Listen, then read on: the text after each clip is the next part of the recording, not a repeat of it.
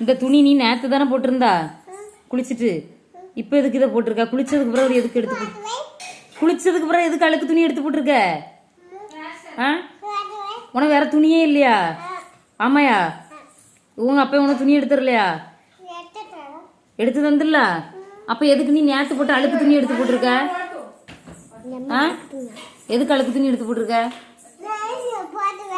அங்க இருக்க துணி அவ்வளோ நான் எடுத்துட்டு போயிருவேன். மரியாதை போய் வேற துணி மாத்திட்டு வா போ. வேற துணி மாத்திட்டு வா போ. ம், போ.